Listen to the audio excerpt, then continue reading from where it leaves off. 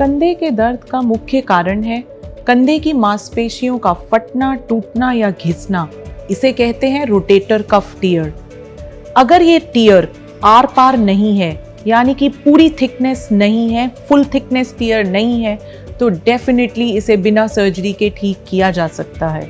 I am doctor Ekta Gupta, MBBS MD fellowship trained pain doctor, जो कि बिना सर्जरी के दर्द को ठीक करने में स्पेशलाइज करती हूँ।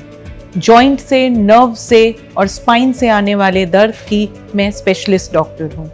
मैंने बहुत सारे कंधे के दर्द के मरीज देखे हैं। Most of them are either suffering from rotator cuff problem या फिर फ्रोजन शोल्डर और या फिर शोल्डर की आर्थराइटिस। इस वीडियो में हम बात करेंगे रोटेटर कफ टियर की, रोटेटर कफ रिलेटेड कंधे के दर्द की। हमारे कंधे की बनावट कुछ इस तरह है कि उसको ताकत देने के लिए, मजबूती देने के लिए कुछ मांसपेशियां उसको सब तरफ से कवर करती हैं। इसे कहते हैं रोटेटर कफ। इसमें 4 मेन मसल्स हैं। ये पीछे से भी आती हैं, साइड से भी आती हैं और आगे से भी कंधे को ताकत देने के लिए बनाई गई हैं। इनमें से सबसे कॉमन है जो साइड से रोटेटर कफ का पार्ट आ रहा है, जिसे कहते हैं सुप्रास्पाइनेटस। उसके अंदर टियर होना, फटना या फिर ओवर यूज की वजह से जस्ट घिसना, वो बहुत कॉमन है और 90% पेशेंट्स में वो ही दर्द का मेन कारण होता है। अगर हम उसे ठीक कर दें तो ये शोल्डर का पेन काफी हद तक ठीक हो जाएगा, मूवमेंट बिल्कुल नॉर्मल की जा सकती है। फटने या घिसारा होने का मेन कारण है, सबसे कॉमन कारण है गिरना। अगर एथलीट्स या यंग पीपल गिर जाते हैं हाथ के सहारे तो इस मसल में टियर हो जाता है।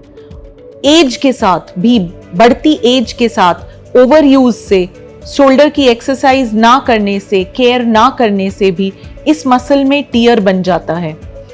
और मैंने देखा है कि हाई कोलेस्ट्रॉल होने से, हाई बीपी होने से, थायराइड प्रॉब्लम होने से, इन सब से भी मसल का ब्लड फ्लो कॉम्प्रोमाइज होता है। ऑलरेडी कॉम्प्रोमाइज्ड है सुप्रास्पाइनेटस का कुछ पार्ट। इन सब चीजों से वो ऐड होता है और धीरे धीरे घिसारा और टियर और कभी कभी फुल थिकनेस टियर भी हो जाता है।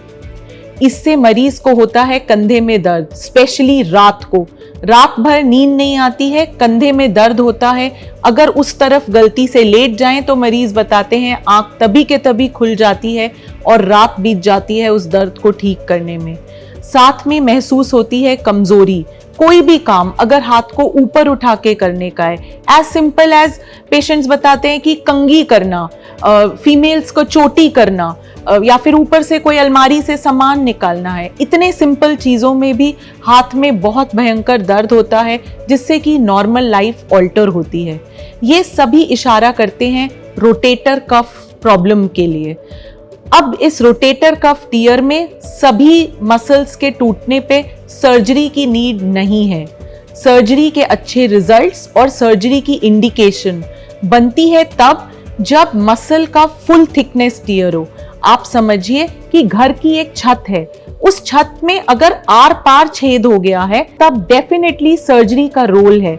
लेकिन अगर ये माइनर टियर है, उस टियर की डेफिनेशन, उस टियर की लोकेशन हम अल्ट्रासाउंड और MRI से पता कर सकते हैं। अक्सर देखा गया है और स्टडीज में कहा गया है, इसे हम डेफिनेटली फिजिकल थेरेपी से और एक्सरसाइज से और ना ठीक होने पे इंजेक्शन से ठीक कर सकते हैं।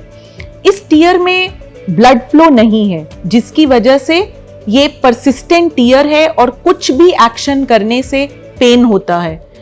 हम इन इंजेक्शंस के लिए या तो कॉर्टिजोन शॉट डालते हैं जो कि वहां पे सूजन कम कर देते हैं, लेकिन आजकल और भी एडवांस ट्रीटमेंट है जिसमें हम आप ही के खून से ताकत के कण लेकर, यानी कि PRP बनाकर, प्लेटलेट रिच प्लाज्मा बनाकर उस टियर की साइट पे एग्जैक्टली वहीं पे अल्ट्रासाउंड से देखकर डालते हैं। The inflammation goes down and धीरे धीरे ना केवल दर्द ठीक होता है, आपका एक्शन, कंधे का मूवमेंट, कंधे का पावर भी वापस आने लगता है।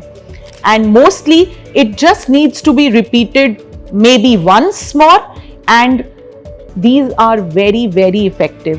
and in most cases we do not need to undergo surgery.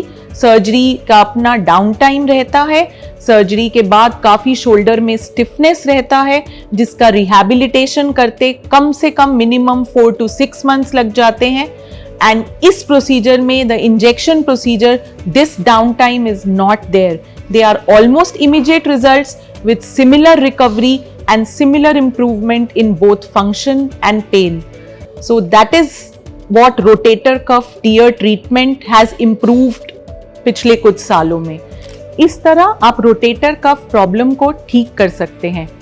If in this video you got some useful content अपने लिए या फिर अपने किसी near and dear one के लिए, do subscribe to us so that we can provide such good content in an easy and understandable language for your benefit. Thank you.